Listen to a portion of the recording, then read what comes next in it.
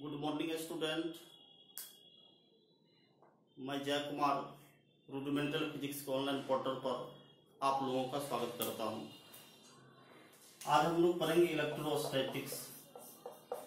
Electrostatics ये दो शब्दों से मिलकर बना इलेक्ट्रो प्लस स्टैटिक्स। ये होता है विद्युत अस्थितिकी। स्थिर आवेश के बारे में अध्ययन यहाँ किया जाता है। इलेक्ट्रो मीन्स होता है चार्ज और स्टैटिक्स मीन्स होता है रेस्ट। चार्ज मीन्स होता आवेश, रेस्ट मीन्स होता विराम। तो डिफिनेशन तो हम लोग क्लियर हो गया स्टूडेंट्स कि सो चार्ज जब रेस्ट में रहेगा तो उसको हम बोलेंगे इलेक्ट्रोस्टैटिक्स। तो देखिए इलेक्ट्रोस्टैटिक्स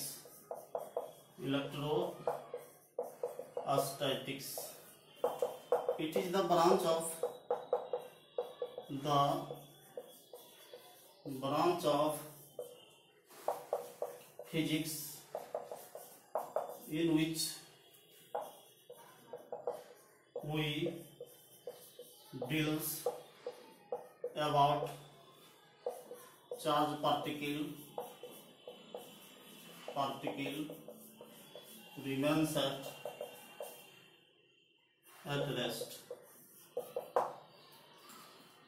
समझने का कोशिश करें आप लोग कि करा it is the branch of physics in which deals about charge particle remains at rest.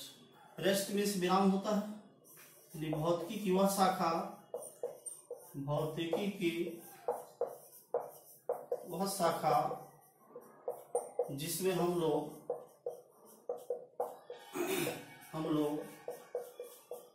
स्थिर आवेश के बारे में अध्ययन करते हैं। आवेश के बारे में अध्ययन करते हैं।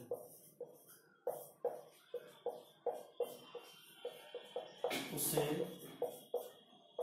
विद्युत अस्थितिकी कहते हैं। अब देखिए स्थिर आवेश वैसे आवेश को कहते हैं जो गतिमान ना हो, एक्सेलरेटेड ना हो, फिक्स्ड हो, कहीं पर रखा हो। तो जैसे हम किसी आवेश को लेके दौड़ रहे हैं, ध्यान सुनिएगा बात को। जब हम किसी आवेश को लेके दौड़ रहे हैं तो सिर्फ और सिर्फ मुझे इलेक्ट्रिक फील्ड महसूस होगा, इलेक्ट्रिक फील्ड अनुभव करेंगे। लेकिन जब आवेश भी दौड़ रहा है और हम भी दौड़ रहे हैं, दोनों साथ साथ दौड़ रहे हैं, तब मुझे जो अनुभव होगा वो इलेक्ट्रिक फील्ड और मैग्नेटिक फील्ड दोनों अनुभव होगा। तो हायर ऑर्डर थिंकिंग स्किल्स क्या कहता है,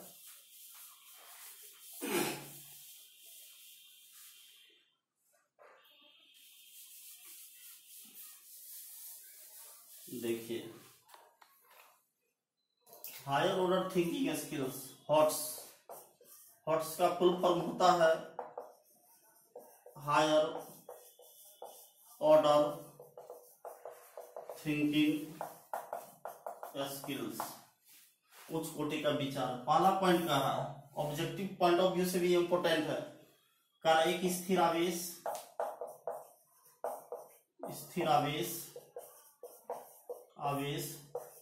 केवल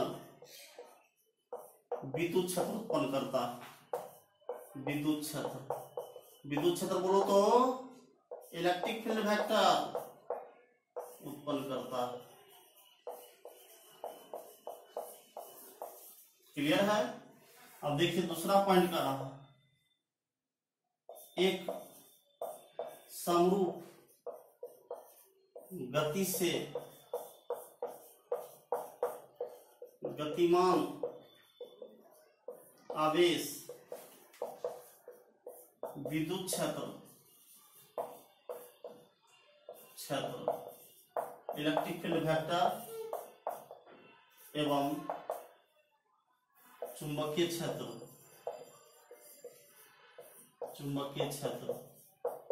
मैग्नेटिक फील्ड वेक्टर इसको बोलते हैं। दोनों उत्पन्न करते हैं।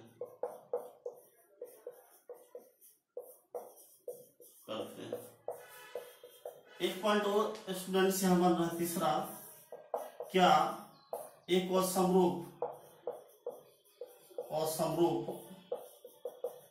गति से गतिमान आवेश विद्युत क्षेत्र उत्पन्न करेगा? डेफिनेटली करेगा। चुंबकीय क्षेत्र भी उत्पन्न करेगा, लेकिन इसके साथ विद्युत चुंबकीय ऊर्जा भी उत्पन्न करता है। यानी एक असमरूप गति से गतिमान आवेश विद्युत क्षेत्र, इलेक्ट्रिक फील्ड वेक्टर, चुंबकीय क्षेत्र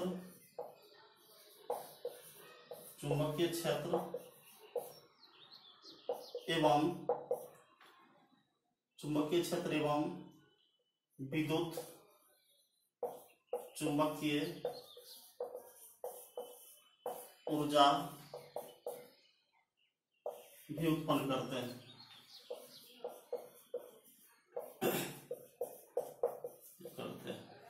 तो समझने की कोशिश करें आप लोग, समझ में तो आ ही रहा होगा। कह रहा है एक स्थिर आवेश, स्थिर बोलो तो रेस्ट, रेस्ट बोलो तो स्टैटिक, और सिर्फ कौन सा फील्ड? विद्युत क्षेत्र।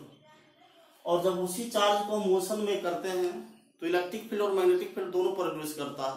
तो हम इसको सिंपल वे में कह सकते हैं, a static charge produce only electric field, but A charge in motion in free space produce both electric field and magnetic field. यानी जब कोई चार्ज रेस्ट में हो, रखा हुआ हो, तो उसके चारों तरफ जो फील्ड होगा वो सिर्फ इलेक्ट्रिक फील्ड होगा। और जब वही चार्ज मोशन में हो तो विद्युत क्षेत्र और चुंबकीय क्षेत्र दोनों उत्पन्न करते हैं। अब देखिए इसको डायग्राम से कैसे समझेंगे।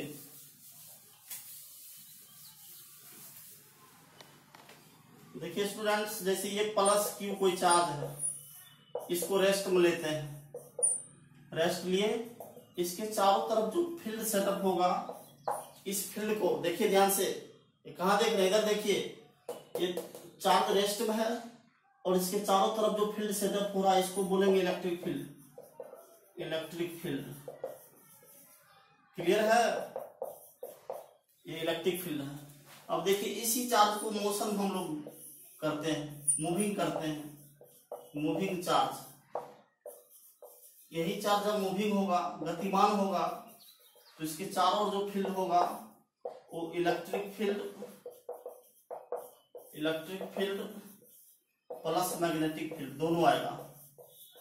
मैग्नेटिक फील्ड ये रहा आपका प्लस क्यू चार्ज, अगर रेस्ट में है तो इलेक्ट्रिक फील्ड प्रोड्यूस कर रहा है, और ये प्लस क्यू चार्ज अगर मूविंग है तो electric field plus magnetic field दोनों प्रोड्यूस कर रहा है।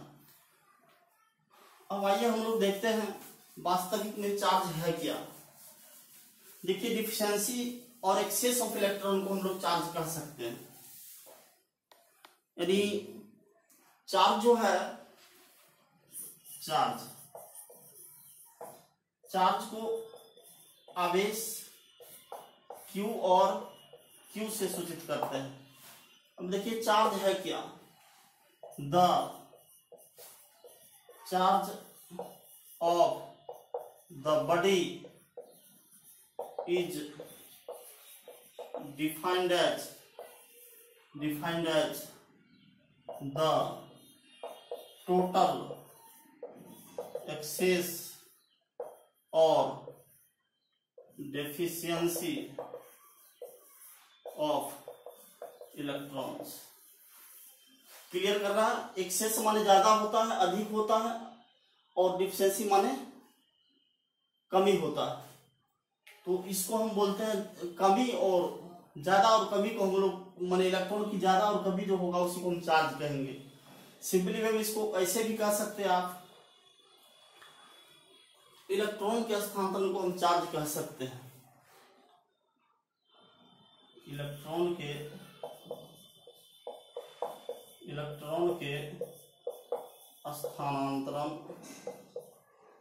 स्थानांतरण को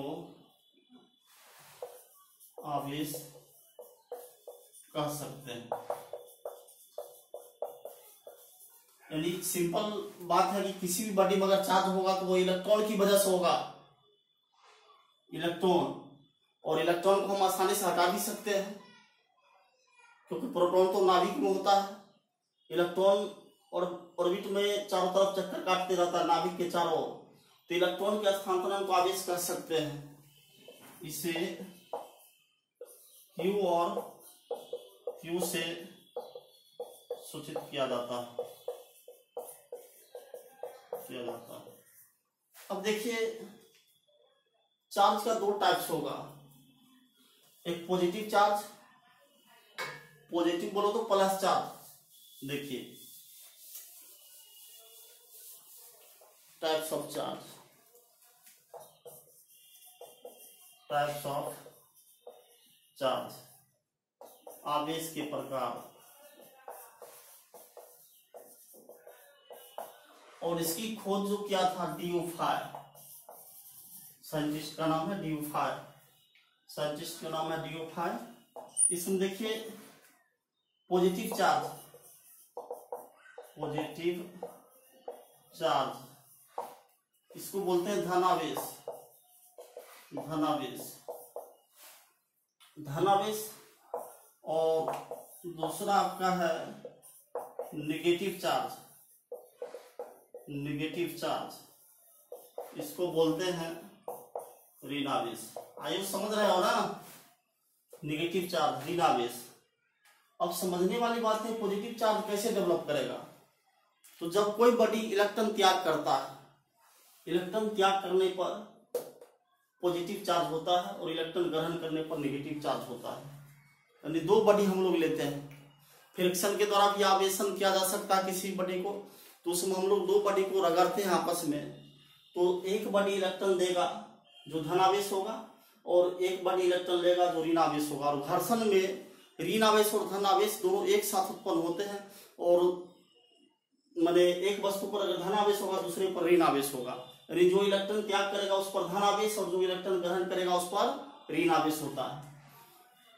अब देखिए positive charge, loss of electron gives positive charge, इसको बोलेंगे इलेक्ट्रॉन का त्याग करना। और इसको gains of electron, gain of electrons gives negative charge, इसको हम बोल सकते हैं loss of electrons, electrons gives positive charge. और इसको बोलेंगे gains of electrons gives negative charge. अब देखिए स्टूडेंट्स, लॉस त्याग करना, गेन प्राप्त करना, गेन ऑफ इलेक्ट्रॉन्स। अब देखिए ध्यान से इधर प्लस को कैसे डिनोट करते हैं ये तो समझ ही रहे होंगे आप लोग। जैसे देखिए ये प्लस चार्ज है, प्लस, और ये भी प्लस है, ये माइनस माइनस, ये दोनों चार्ज सेम सेम दिख रहा होगा, प्लस प्लस माइनस माइनस, इसके दोनों के बीच प्रतिकर्षण होता है, यानी ये दोनों चार्ज एक दूसरे से दुश्मनी करता है, एक दूसरे को प्रतिशोध में रहता है, इसीलिए ये रिपल्सन करते हैं। अब देखिए प्लस माइनस, अब दो नेचर का चार्ज आ गया, ध्यान से देखिएगा, नेचर दो है, इस दोनों दो नेचर का चार्ज है, यानी चार्ज प्लस और माइनस है, तो एक चीज यहां पर आ रहा है पोलैरिटी ऑफ चार्ज। आवेश की ध्रुवता क्या है, तो आवेश का वह गुण जो दो प्रकार के आवेशों में भेद करता है उसे पोलैरिटी कहते हैं। इसका देखिए प्लस और माइनस, ये अपोजिट नेचर का चार्ज है, एक का प्लस है और एक का माइनस है, इसके बीच आप क्या कर सकते हैं, प्रतिकर्षण बल लगता है। कौन सा बल, यानी प्रतिकर्षण करता है एक दूसरे को, रिपल्सन, रिपल्सन। लेकिन जब ये देखिए प्लस और माइनस दो डिफरेंट चार्ज है, तो डिफरेंटली इसके बीच क्या होगा, माने ये इसके बीच आकर्षण होगा। आकर्षण कब होगा, जब दोनों के बीच प्यार होगा, जिसको आकर्षण बोलेंगे, आकर्षण, नजदीक आना चाहेगा, अट्रैक्शन इसको बोलेंगे, अट्रैक्शन। समझ में आ रही है? प्लस प्लस माइनस माइनस प्रतिकर्षण दे रहा और प्लस माइनस आकर्षण कर रहा है, मैंने एक दूसरे को अट्रैक्ट कर रहा है। इसका मतलब माइनस प्लस भी अट्रैक्ट करेगा क्योंकि डिफरेंट नेचर का चार्ज है। ये सेम नेचर में प्रतिकर्षण होता है, डिफरेंट नेचर में आकर्षण होता है। अब देखिए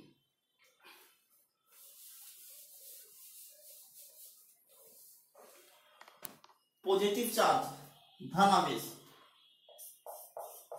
पॉजिटिव चार्ज धन आवेश।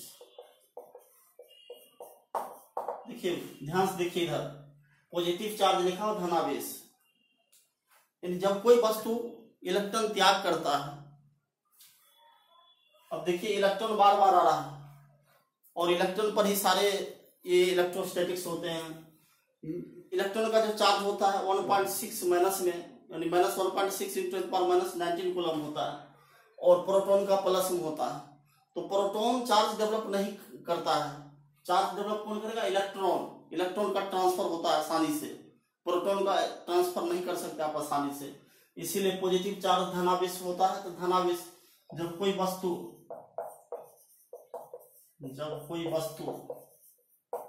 इलेक्ट्रॉन त्याग करता है तो वह धनावेश होता है। यानी सिंपल लॉजिक है, जब किसी वस्तु से हम लोग इलेक्ट्रॉन को निकालेंगे तो पॉजिटिव चार्ज देगा, और नेगेटिव चार्ज होता है नेगेटिव चार्ज ऋणावेश। जब कोई वस्तु इलेक्ट्रॉन ग्रहण करता है, वस्तु इलेक्ट्रॉन ग्रहण करता तो उस वस्तु पर ऋणावेश होता।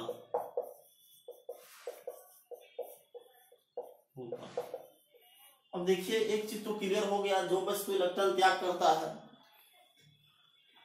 वह धनावेशित, उस पर धनावेश होता है, और जो ग्रहण करता है उस पर ऋणावेश होता है। तो देखिए जैसे स्टूडेंट्स हम दो बॉडी लेते हैं, ये बॉडी ए है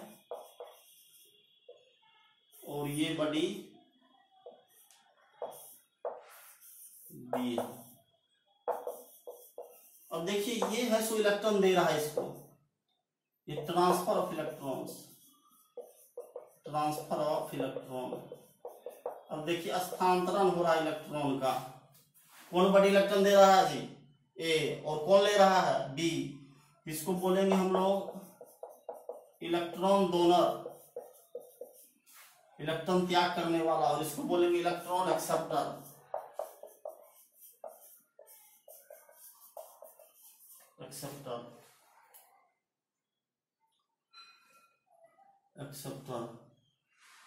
इलेक्ट्रॉन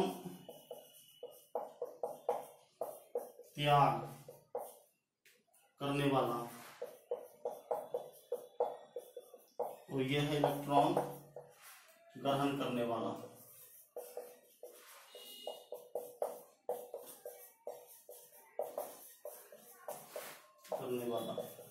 देखिए जो इलेक्ट्रॉन त्याग कर रहा है उस पर प्लस चार्ज होगा, जो ग्रहण कर रहा है उस पर माइनस चार्ज होगा।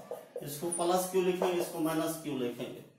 अब देखिए अगर समान बड़ी होगा, समान द्रव्यमान वाली बड़ी होगा तो उसके द्रव्यमान डिफर करेंगे। जैसे देखिए सिंपल है कि सो इलेक्ट्रॉन का अपना मास होता है, जब एक बॉडी से दूसरे बॉडी में इलेक्ट्रॉन जाता है तो जिस बॉडी से इलेक्ट्रॉन जा रहा है उस बॉडी का मास घट जाता है, और जिस बॉडी में इलेक्ट्रॉन जा रहा है उस बॉडी का मास बढ़ जाता है। तो सिंपल है, जो इलेक्ट्रॉन त्याग कर रहा है, मैं क्या बोल रहा हूं, जो इलेक्ट्रॉन त्याग कर रहा है उसकी द्रव्यमान घटेगी, और जो वस्तु इलेक्ट्रॉन ग्रहण कर रहा है उसकी द्रव्यमान बढ़ेगी। तो हम कह सकते हो कि consider precisely the mass of body alter due to transfer of electrons. यानी जो बॉडी, अगर समान वस्तु की बात करें, समान द्रव्यमान वाले वस्तु की बात करें, तो एक वस्तु से अगर इलेक्ट्रॉन जा रहा है और दूसरी वस्तु में जा रहा है, तो जो वस्तु इलेक्ट्रॉन त्याग कर रहा है उसकी द्रव्यमान कंपैरेटिवली भी क्या होगा, घट जाएगा उसके मास से। तो जैसे देखिए,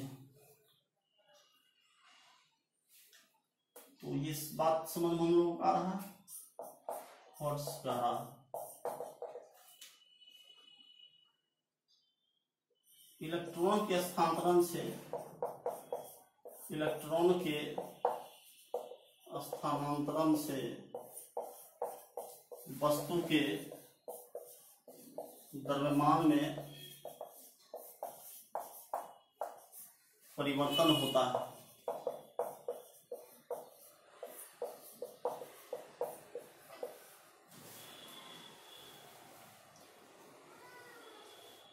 जो वस्तु इलेक्ट्रॉन त्याग करता है,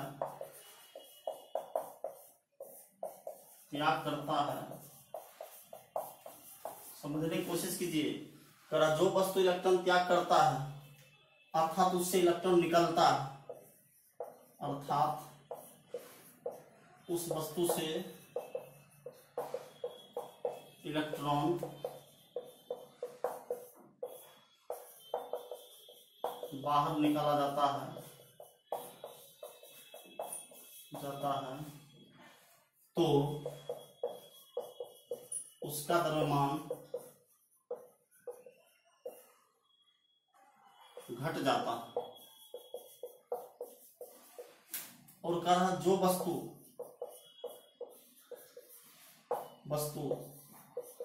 इलेक्ट्रॉन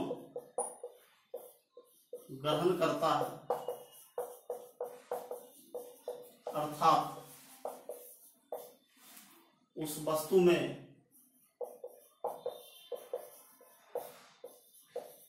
इलेक्ट्रॉन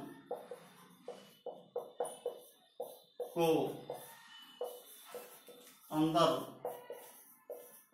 प्रवेश कराया जाता है,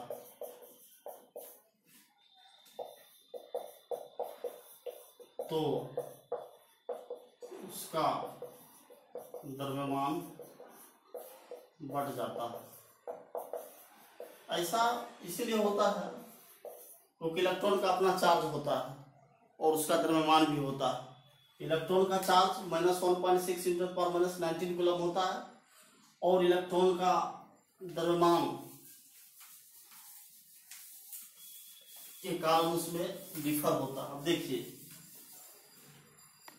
यहां कह रहा है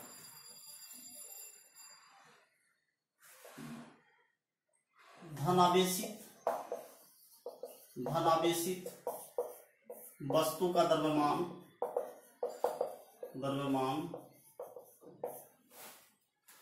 ग्रेटर देन, यानी धनावेशित वस्तु का द्रव्यमान कम होगा ऋण आवेशित या समान ऋण आवेशित वस्तु के द्रव्यमान से। ऋणावेशित वस्तु का द्रव्यमान अधिक होगा और धनावेशित वस्तु का द्रव्यमान कम होगा।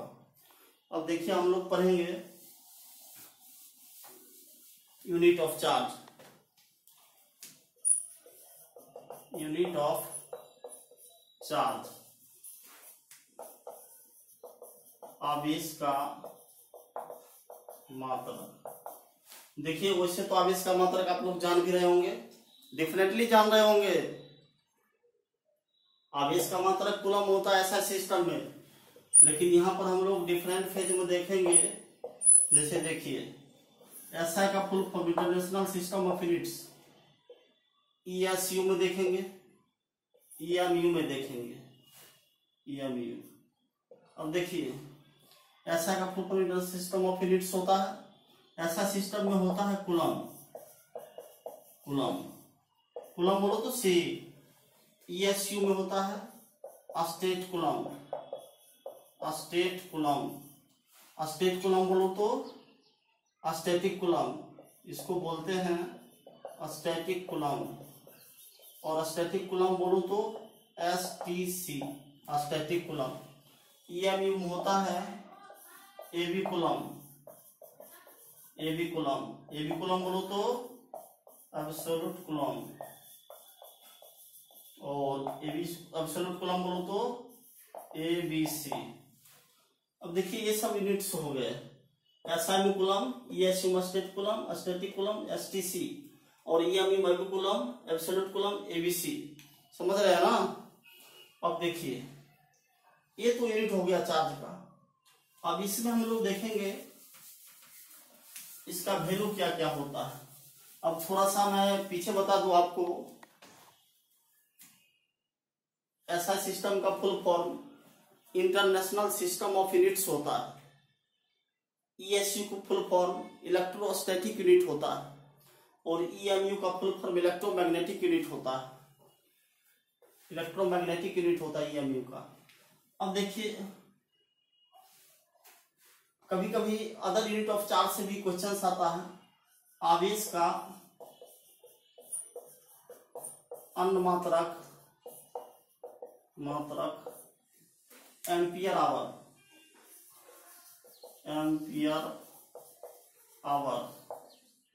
AH भी होता है, और 1 AH की वैल्यू 3600 कूलम्ब होता है, 3600 कूलम्ब होता है। इसके अलावे भी होता है मात्रक, इसके अलावे मात्रक होता है यूनिट ऑफ चार्ज। देखिए यूनिट ऑफ चार्ज आवेश का मात्रक स्मॉलेस्ट यूनिट और लार्जेस्ट यूनिट्स। अब देखिए स्मॉलेस्ट होता है फ्रैंकलिन, और लार्जेस्ट होता है फैराडे। और यहाँ पर व्हाट्स कर रहा है 1 Faraday, 1F means Faraday 96,500 coulomb होता है। ये ऑब्जेक्टिव के पॉइंट ऑफ व्यू से इंपॉर्टेंट है, ये भी ऑब्जेक्टिव के पॉइंट ऑफ व्यू से इंपॉर्टेंट है। अब देखिए लार्जेस्ट फैराडे, स्मॉलेस्ट फ्रैंकलिन। अब जो ऊपर हम लोग पढ़े थे उसके बीच रिलेशन देखते हैं। Relation between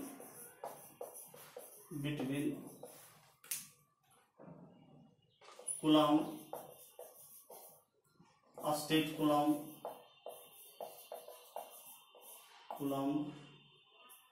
and AB coulomb. देखिए ध्यान से देखिए इधर, अरे देखिए यहाँ देखिए कैसे समझ में आ रहा कि नहीं आ रहा। देखिए ये 1 कूलम्ब 1/10 AB कूलम्ब होता है। इसको बोलते हैं EMU ऑफ चार्ज। समझ रहे जीनियस, EMU ऑफ चार्ज। दूसरा देखिए 1 कूलम्ब 3 × 10⁹ STC स्टेट कूलम्ब होता है। और तीसरा देखिए 1 ABC 1 एब्सोल्यूट कूलम्ब 3 × 10 STC होता है। इसको बोलते हैं ESU of charge. 1 coulomb 1/10 AB coulomb, 1 coulomb 3 × 10⁹ state coulomb, और 1 ABC यही 10 इधर गुना में हो जाएगा तो 3 × 10⁻10 स्टेट कूलम्ब।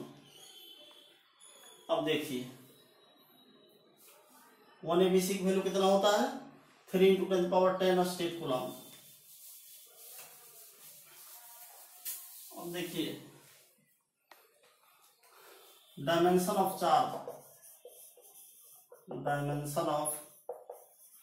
चार्ज, आवेश की विमा। देखिए आवेश Q = IT होता है, करंट, और देखिए आवेश = धारा इंटू समय। कैसे Q = होता IT। देखिए चार्ज का मात्रक अभी कूलम्ब बताए थे, और करंट का मात्रक एम्पियर, और टाइम का मात्रक सेकेंड। और ये डिराइव्ड क्वांटिटी है, व्युत्पन्न राशि है। व्युत्पन्न राशि कैसे है, तो जो फंडामेंटल क्वांटिटी से उत्पन्न होता है, जैसे देखिए ये क्यू आई टी है, तो आई माने एम्पियर और टाइम माने सेकंड। एम्पियर भी है फंडामेंटल यूनिट्स और ये सेकंड भी है फंडामेंटल यूनिट्स। जो दो फंडामेंटल